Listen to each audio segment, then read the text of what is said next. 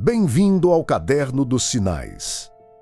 Um lugar onde registramos histórias, mistérios e acontecimentos que fazem muitas pessoas questionarem aquilo que chamamos de acaso. Hoje você ouvirá 3 relatos de caminhoneiros brasileiros que viveram encontros impossíveis de explicar. Histórias de proteção, de fé, de espíritos e de segredos escondidos nas estradas e florestas do Brasil.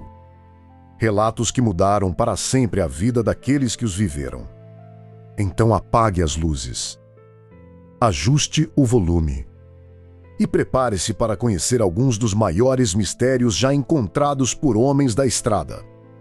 Porque nem todo sinal é coincidência. A viagem que salvou a minha vida. Meu nome é Valdomiro, tenho 48 anos, estou na estrada há mais de 26. Comecei ajudando meu pai, depois comprei meu próprio caminhão, um Scania 113, modelo antigo, mas que nunca me deixou na mão. Um companheiro de cada curva, cada subida e cada noite fria. Tudo começou um mês antes dessa viagem. Eu vinha sentindo um cansaço que não passava, uma dor no peito que vinha e ia, e emagreci sem querer. Fui ao médico mais por insistência da minha mulher, Dona Marisa. Quando recebi o resultado, o mundo pareceu parar. Câncer no pulmão, em fase inicial, mas que precisava de tratamento urgente. Saí do consultório com o papel na mão, as mãos trêmulas e o coração apertado. Não conseguia falar nada. Eu sou homem de fé, criado na igreja, sempre carregando uma medalha de São Cristóvão no retrovisor e um terço de madeira na bolsa. Naquela noite, ajoelhei ao lado da cama, chorei e rezei com toda a força que tinha. Senhor, se for da sua vontade, me dê forças. Se ainda tenho missão aqui, me ajude. Se não, receba a minha alma, mas cuide da minha família. A viagem estava marcada: sair de Porto Alegre, levar uma carga de máquinas agrícolas até uma cidade no interior do Espírito Santo, perto de Cachoeiro de Itapemirim. O frete era bom, e eu pensei, se eu vou começar o tratamento, pelo menos deixo as contas em dia. Antes de ligar o motor, parei ao lado da cabine, beijei a medalha, segurei o terço e rezei de novo, devagar, com a alma. São Cristóvão, protetor dos viajantes, guie meus passos, ilumine minha estrada e leve minhas orações ao Senhor. E assim parti. Os primeiros dias foram cansativos. O caminhão pesado, subidas longas na Serra de Santa Catarina, depois a planície do Paraná, a BR-116 esticada até o Rio de Janeiro. Eu sentia a dor voltar de vez em quando, o peito apertado e respirava fundo, repetindo orações baixinho. A noite caía e o silêncio da estrada ficava maior, só interrompido pelo ronco do motor e o vento batendo na lataria. Era por volta da 1h30 da madrugada, já no trecho entre a divisa do Rio de Janeiro e o Espírito Santo, uma região de serras fechadas, poucas casas, pouca iluminação. O asfalto ali é antigo, com muitas curvas fechadas e mato alto dos 2 lados. De repente, o caminhão começou a perder força. O motor falhou uma vez, depois outra, e em menos de 1 minuto, ele simplesmente parou completamente, como se tivesse sido puxado por uma mão gigante. Desligou tudo. Luzes do painel apagaram. Nem o farol de posição acendia. Fiquei imóvel. A respiração ficou mais rápida. O silêncio era absoluto. Não se ouvia grilo, nem vento, nem nada. Abri a porta da cabine e desci devagar, segurando a lanterna. Quando a acendi, a luz pareceu fraca, como se estivesse sendo absorvida pela escuridão. E foi então que eu vi. Mais à frente, no meio da pista, havia uma forma. Não era um animal, nem uma árvore caída. Era uma presença alta, envolta em uma luz suave, branca e dourada, que não ofuscava os olhos, mas iluminava tudo ao redor dela. Parecia ter a forma de uma pessoa, mas não tinha rosto definido, nem roupas comuns. Era como se fosse feita de uma névoa luminosa, firme e imóvel. Senti um frio que não era do vento, mas ao mesmo tempo uma paz tão grande que a dor no peito desapareceu na hora. Não senti medo, só respeito. Minha mão foi automaticamente ao bolso, pegou o terço e eu comecei a rezar, a voz firme, sem tremer. Pai nosso que estais no céu.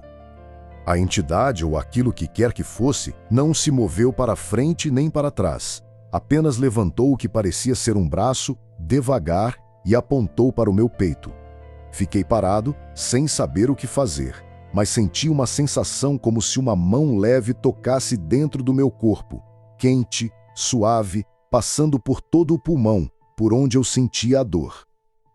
Foi rápido, mas pareceu durar uma eternidade. Depois, a luz começou a se espalhar, diminuindo, se misturando com a escuridão, até desaparecer por completo no meio da estrada.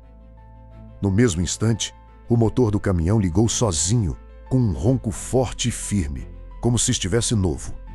As luzes do painel acenderam, os faróis brilharam forte, iluminando toda a pista. Eu fiquei ali parado por mais alguns minutos, respirando fundo. Não sentia mais cansaço, não sentia dor nenhuma. Parecia que tinha tirado um peso enorme das costas. Voltei para a cabine, liguei o rádio e, pela primeira vez em horas, ele pegou uma estação de música religiosa, tocando hinos suaves. Segui viagem sem mais problemas. O caminhão andou mais leve, a estrada pareceu mais curta e eu só sentia uma gratidão imensa no coração. Cheguei ao destino no horário previsto. Entreguei a carga sem nenhum dano. No caminho de volta, parei em uma cidade maior e fui procurar um médico para fazer novos exames, só para confirmar.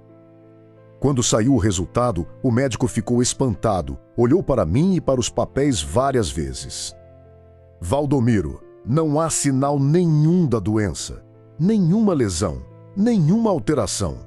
O que vimos antes simplesmente desapareceu. É como se nunca tivesse existido. Eu não me surpreendi. Apenas sorri, segurei a medalha no peito e agradeci em silêncio. Hoje já se passaram 3 anos. Continuo na estrada, continuo rezando antes de cada saída e nunca mais tive nenhum problema de saúde. Muitos perguntam o que aconteceu naquela noite escura da serra. Eu não sei explicar com palavras certas, mas sei. Na hora que a fé foi maior que o medo, a estrada me trouxe não só até o destino, mas de volta para a vida. E toda vez que passo por aquele trecho, eu reduzo a velocidade, faço o sinal da cruz e digo baixinho: obrigado, Senhor. A estrada é sua e a vida também. A parada na BR-230. Era 00:30. O caminhão, um velho Volvo FH 460, roncava baixo sobre o asfalto desgastado da BR-230, trecho que corta o meio do Piauí, entre Inhuma e Campo Maior. O ar-condicionado já não gelava direito, e o vento que entrava pela janela trazia o cheiro de terra seca, mato e aquele silêncio pesado que só existe na estrada vazia. Eu era o Joaquim, caminhoneiro há 22 anos. Já tinha visto de tudo: buracos que pareciam crateras, animais atravessando do nada, motoristas bêbados. Mas aquela noite parecia diferente. O rádio só pegava estática e o celular não tinha sinal a mais de 80 quilômetros. Por volta da 1:10, a luz do painel piscou. O nível de água do radiador estava baixo. Melhor parar antes que esquente e fique aqui no mato, pensei. Avistei uma pequena área de parada, meio escondida por árvores secas, com uma placa de madeira quase apagada: água e descanso. Estacionei, desliguei o motor. O silêncio veio de uma vez. Só se ouvia o som dos grilos e o vento balançando as folhas. Peguei o galão de água e fui até a frente do caminhão. Quando levantei a tampa do radiador, ouvi um som, um leve bater de porta, bem distante, como se fosse de outro veículo. Olhei para trás. Nenhuma luz, nenhum farol, nada. Continuei enchendo o radiador, mas senti um arrepio subir pela espinha. O cheiro mudou. De repente tinha um cheiro de poeira velha, roupas guardadas há anos e algo queimado, bem fraco. Voltei para a cabine para pegar a lanterna. Ao acender, a luz bateu no retrovisor externo do lado direito. Lá, parado a uns 5 metros, estava um homem. Ele usava uma camisa de algodão desbotada, calça de brim e botas de couro gastas. O rosto parecia coberto por uma poeira fina, os olhos muito claros, quase sem brilho. Não se movia, não falava. "Boa noite, companheiro", falei, tentando disfarçar o nervosismo. Ele não respondeu. Apenas levantou uma mão, devagar, e apontou para a curva da estrada mais adiante. Eu segui o olhar dele com a lanterna. Nada. Quando virei de novo para olhá-lo, ele já não estava mais lá. Pensei que fosse cansaço, sono. "Já andei muito hoje", murmurei.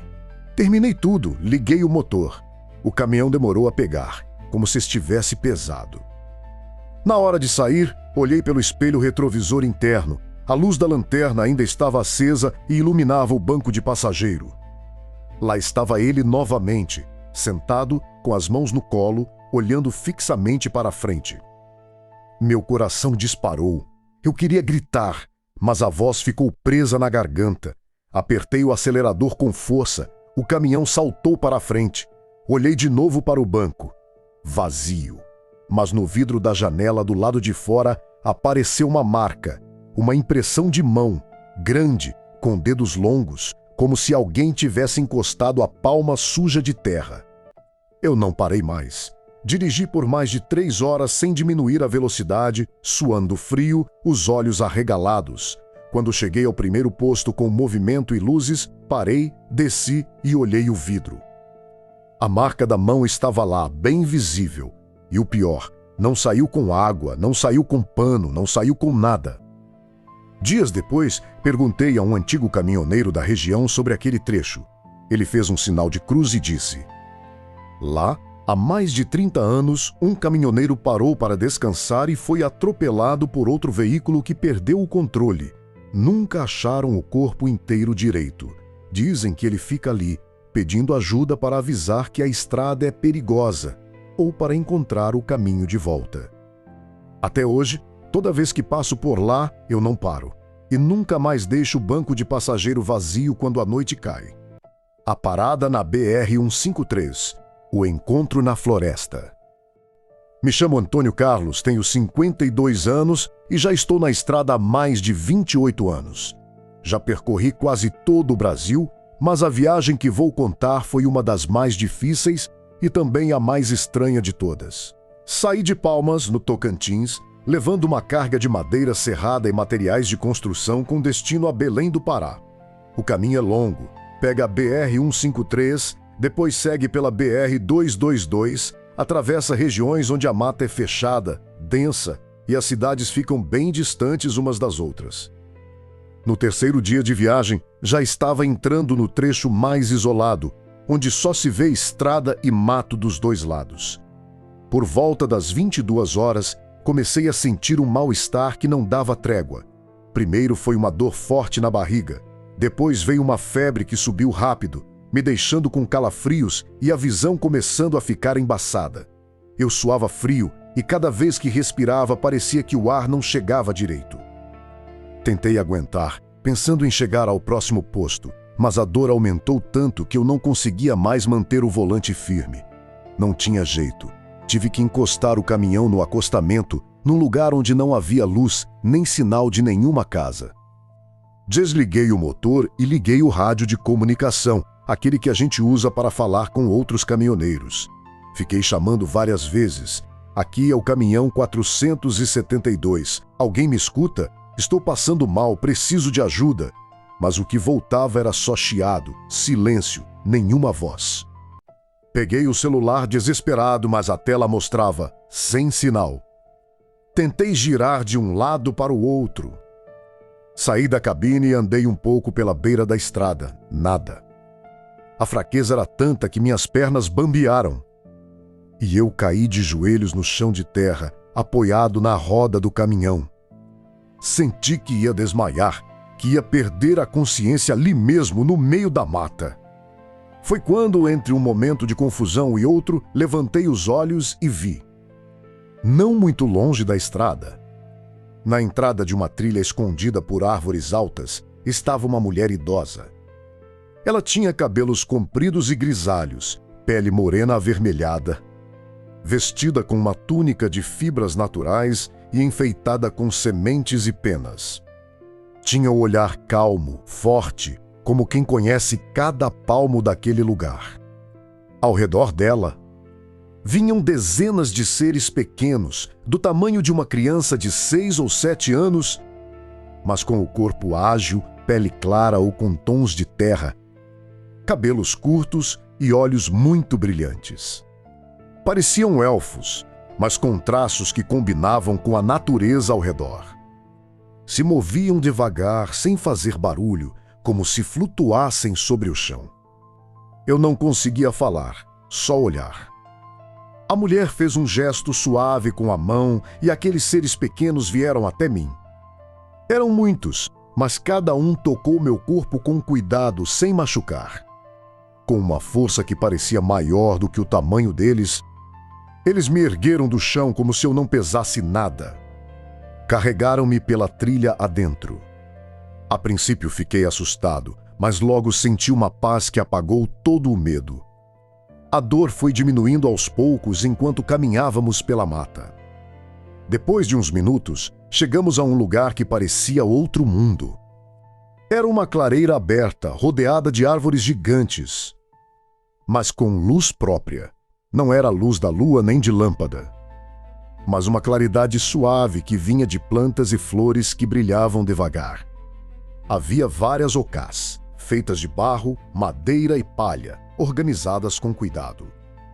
Ao redor eu via de tudo, pessoas com traços indígenas de várias etnias, outras com roupas e ornamentos de tradição afro, e também formas que pareciam entidades, espíritos da floresta, algumas com aparência humana, outras com traços misturados aos animais e às plantas.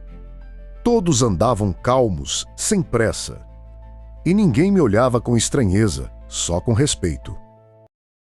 Me deitaram sobre uma espécie de leito feito com folhas grandes, macio e cheiroso. A mulher idosa se aproximou e os seres pequenos ficaram ao redor. Ela pegou uma pasta feita de ervas, raízes e resinas que pareciam brilhar um pouco e passou devagar sobre meu peito, minha barriga, minha testa e onde eu sentia mais dor. Enquanto fazia isso, cantava uma canção baixa, em uma língua que eu não entendia, mas que parecia entrar dentro de mim. Naquele momento, senti um calor suave percorrendo todo o meu corpo, como se algo pesado e ruim estivesse saindo de mim, levado pelo vento. A febre passou, a dor desapareceu completamente e voltei a respirar com facilidade, mais leve do que em anos. Fiquei ali por alguns dias, não sei dizer ao certo quantos. O tempo parecia correr diferente, não havia dia nem noite como na estrada, só uma luz suave que nunca mudava. Me davam água pura e frutas que eu nunca tinha visto, doces e revigorantes. Conversavam comigo, contavam histórias da floresta, explicavam que aquele lugar ficava fora do mundo que conhecemos, onde as leis da natureza são outras. Até que um dia, a mulher idosa veio até mim e disse com voz calma e firme: "Filho, já está curado. Seu caminho não termina aqui. Você tem família, tem trabalho, tem compromissos ainda na terra dos homens. Não pode ficar mais." Eu quis pedir para ficar mais um pouco, mas ela balançou a cabeça com um sorriso. "Quando chegar a hora certa, todos voltam. Agora, siga sua viagem com o coração agradecido." Na mesma hora, senti uma sensação de movimento, como se estivesse sendo levado de volta. Fechei os olhos por um instante e, quando os abri de novo, estava sentado dentro da cabine do meu caminhão. O sol já estava alto, o dia claro, e o silêncio da estrada era o mesmo de sempre. Levei a mão ao corpo. Nenhuma dor, nenhum cansaço. Sentia-me mais forte do que há muito tempo. Olhei para o banco do passageiro e lá estava, uma folha grande, de cor verde escura, com veios brilhantes e um cheiro doce e forte. Uma folha que eu nunca tinha visto em nenhuma região por onde já passei. Liguei o rádio, pegou sinal na hora. O celular também tinha rede normal. Segui viagem até Belém, entreguei a carga sem nenhum problema e fiz todo o caminho de volta sem mais nada de ruim. Levei essa folha para casa, guardei-a em um livro e ela nunca secou, nunca perdeu a cor nem o cheiro. Muitas vezes conto essa história e alguns acham que é coisa da cabeça, febre ou cansaço. Mas eu sei o que vi, o que senti e onde estive. A floresta tem segredos que nós, homens da estrada, às vezes temos a sorte de conhecer. E até hoje, sempre que passo por aquele trecho da BR, eu reduzo a velocidade, aceno com respeito e agradeço baixinho. Obrigado, guardiões da mata. Obrigado por me trazer de volta. Se você gostou desses relatos, conte sua história nos comentários. Ela poderá aparecer em um próximo episódio do Caderno dos Sinais. Inscreva-se e acompanhe os próximos relatos. Porque nem todo sinal é coincidência. Até o próximo episódio.